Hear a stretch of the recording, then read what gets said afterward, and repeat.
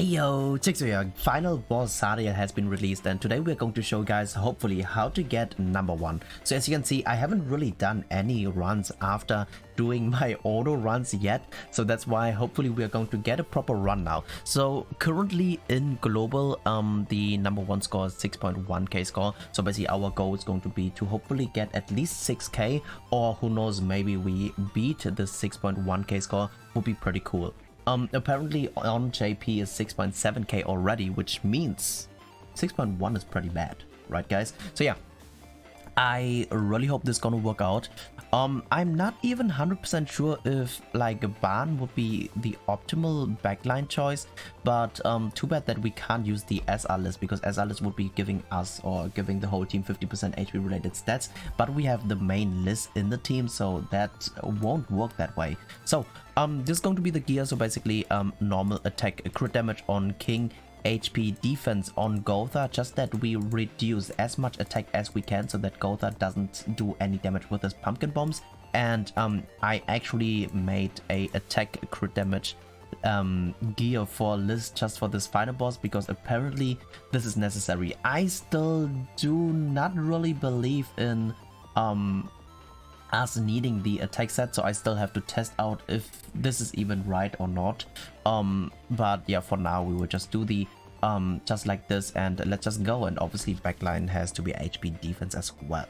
So okay guys, another thing as well is the authors are very important, so we're going to choose those 3 authors, and now we're just going to go in.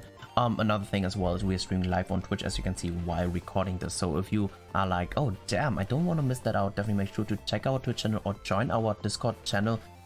And yeah, that way you can always stay up to date. And yeah, as usual, we're just going to show you guys the very first turn and an explanation run, unless the explanation run is suddenly a godly run already. So in the first turn, the optimal start is if you can actually use a golden King AoE, because that will guarantee at the beginning already to deal 200k damage mark onto both hands. And then we want to use a single target of Liz in order to deal the 200k damage mark, because that will maximize our points at least in the first turn, and that is why we have an attack set onto our list, and an HP set unfortunately can't do that. But yeah, now we're just going to jump onto the second turn, which is probably an explanation run. Let's see.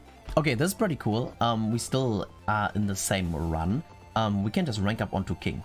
We can rank up onto King, and we do the 200k damage mark on both hands again, not hands, onto both sides again. And I would say we are going to also just burn the pumpkin bomb. Let's burn the pumpkin bomb first, because that won't deal much damage and we don't want the increase on us yet. So we're going to do it like this. It's just very sad that this card is in between, so that we don't get the maximum card draw. Here, as you can see, we deal like no damage at all. So even with the King increase, it wouldn't have been much damage, but who knows, that might be that one little damage. We would have eventually dealt more, but luckily we didn't kill. That's very, very good. So now let's see. Okay, we have another rank up. Now the problem is I'm not 100% familiar yet if I can, for example, use the golden still without any issues, but I think the golden will kill both hands, but it is what it is. Or if I use the 2-star, if I would be using the 2-star. So the thing is, okay, using the golden will guarantee us to have a stronger shield. I think that we are going for that. So we're going to rank up, we're going to do this, and I really hope that he's going to survive somehow. I'm pretty sure he's dead from the golden AoE, but if he does survive, we can actually use this flood card in order to deal the 200k damage mark. I don't even know if it's smart to do it like this, but let's just see what is going to happen. But yeah, okay, I should have used the 2-star card. So here he will lifesteal a shit ton, which is very sad. Here, let's hope that he's not going to break the shield, because if he doesn't, he can't lifesteal, which is a good thing, but his HP regeneration is still here. Okay, oh wow, we have another rank up, which is very nice. Okay, that is pretty cool. The thing is, what should we do? So we definitely have to maximize the damage in this turn, because the thing is, next turn we want to move to transition, and he has the stance again, so we want to basically try to one-shot. That would be the optimal thing. Very nice that he doesn't use the ult. So the question is, I think we have to attack 3 times. So the smartest thing would be probably attacking with I think the power strike does more. So the power strike should be able to deal the 200k damage mark. This should be able to deal the 200k damage mark, and then we're going to single target here. Maybe we should single target first so that we have more ult gauges on her. So we do this, we single target here, and we're going to do it like this. And now let's pray for more king cards. That would be the best thing if we can actually get more king cards. That would be really helpful. Very nice. We dealt the 200k damage mark here. Bam. We deal the damage cap as well. And here now the left unit should be taking like 300k damage. And now with any card he's going to die. So basically now what we can do is we can rank up onto king. And we can do the 200k damage mark on both like one more time again while moving to transition. So if you want to make it a little bit safer and you do have a single target of list, definitely use the single target of list here first and then. But here right now the card was pretty cool. We rank up here. It's just sad that we draw the ult now, and we want to keep all those cards besides of this, or besides of the 2-star. I think the 2-star should be able to deal enough damage, honestly, to deal 200k on both. So I think like this, so that in the next round we are guaranteed to have our strongest shield activated, and I would say moving one of the ults to the far right side will be fine. Let's just pray that he's going to deal 200k onto the middle unit as well, so that we can maximize our points. But let's just see, come on, please. Okay, good. We dealt 200k damage mark on both sides. Obviously, it would have been better if would have been a third unit as well, and very, very nice card draw. So what we're going to do now is we're going to do this. This will do maximize damage, and then we're going to attack with this as well in order to basically in order to deal as much damage as possible. So now we need to still draw some good damaging cards, because the thing is, if we don't draw better damaging cards or good damaging cards, we can't kill, and we want to kill as fast as possible, because every turn he's going to apply a HP decrease onto us, and that HP decrease onto us is very, very bad. But oh my god, this is bad. This is really bad. If he gets back some health, we are fucked. Because the problem now is, but luckily we had the, luckily we had the golden king, so he was not able to get back some health. Okay, he was not able to get back some health, so we should be killing. We better be killing. So we should have, because he has a damage cap of 20%. Okay, he has a damage cap of 20%, but the problem is, go the pumpkin bomb. They are patiencing, so we need to pray that, or I just hope that this is gonna kill that. We should have. He didn't regen, right, guys? That should be killing. Like, if not, I will be so fucking sad. I will be so fucking mad. He should be dead from this. If he survives with 1 HP, yo, I should have ranked up the list. No. No.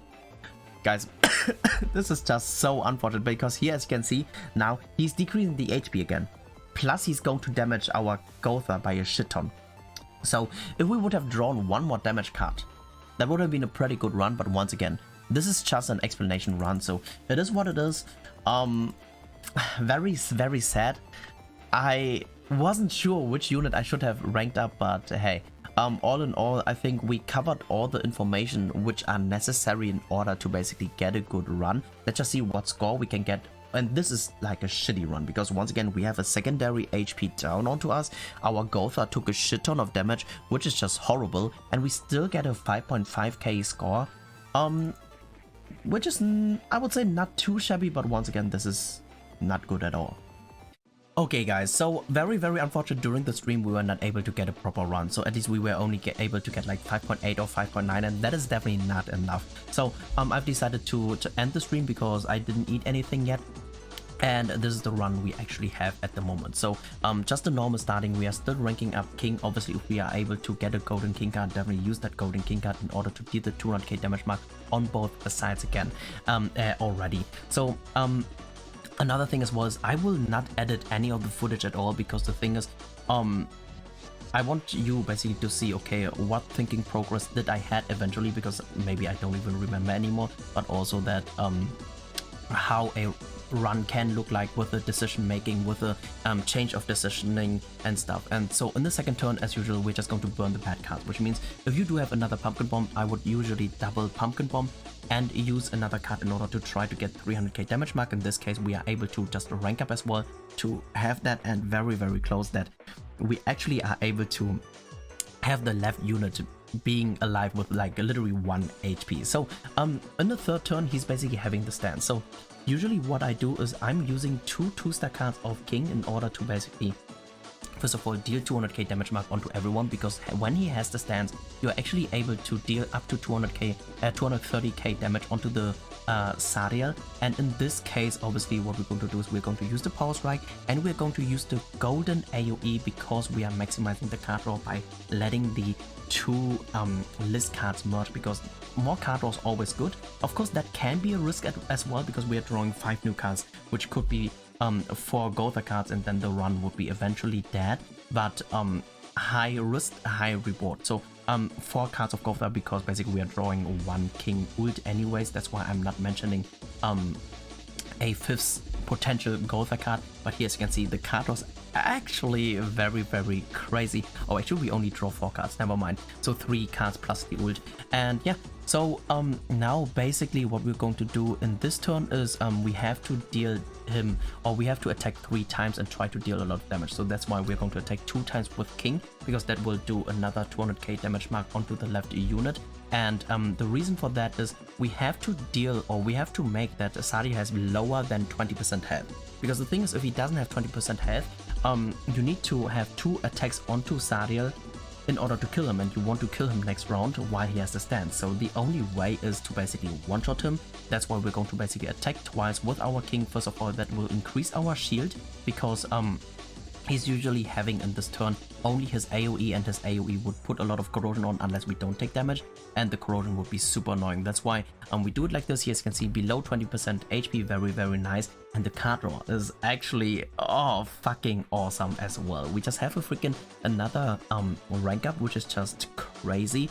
And we have the golden card of list, which we are probably gonna burn, because the thing is, here you could decide, okay, either use a 2-star of king in order to do that, or the list. But the king cards are much more important for later, because one of the missions is going to be finishing with the king card, or basically with a fairy, and that's why it's smarter to keep it. Here as you can see, here this is a very hard decision making I was thinking about, because either we could be, for example, place our cards better by moving the ult out, so that we're going to use a Sever card and then the Power Strike card as golden, so our shield would be strong as fuck. But the thing is, what if we don't draw more cards? So I think that was definitely the right decision to move the ults in between, so that basically no cards can merge. So very unfortunate that we have the Gotha ult, but here as you can see, for now we're just going to attack twice with king. We're going to basically deal a lot of damage onto both minions, and then another high damage onto the minions, which means with the increased damage of the king, we are going to even increase our shield, which is very good. And now we're going to deal another 20% damage mark onto the main unit. So we have only 2 turns in order to kill the second phase, because every turn he's going to decrease our health, which means when he decreases our health with this skill, he's first of all stripping as well and decreasing the health, which means it's going to be a point loss automatically. So that's why it's definitely mandatory in my opinion to finish in turn 7. Here very lucky, he was able to break our shield to lifesteal a little bit, which means he has more than 40% HP, which means if we are going to attack 3 times, or basically 2 times, he's definitely not gonna die yet. That's why we're going to attack with the 2-star Power Strike card, then the list card, and then we can finish off with king to have the mission as well, because then this way we also have the 50k damage mark. So this is around about how a perfect run can look like. Of course, that's not completely perfect, because I forgot to mention, for example, earlier, when we used the AoE of list, it unfortunately didn't do the 100k damage mark, which means we are losing 15 points from that already. But still, this is basically how you should be trying to get your score. Here, as you can see, freaking 6.45k score. That is just freaking awesome, because I think, if I'm not wrong, the second place is at 6.1k, which means we have like over 300k more score as the current number 1. But the thing is, this is just a day 2 score, so I didn't have much time yesterday, so I was only doing the auto guide. And here today in day 2 we are going to actually have this score already, which means I'm pretty sure the score is, or the potential score is even higher. And now basically we're just going to compare with the others. And yeah, I really hope it was helpful or you enjoyed watching this. Definitely let me know in the comment section what you guys think about this. And yeah, thank you so much for tuning in, and peace out for now.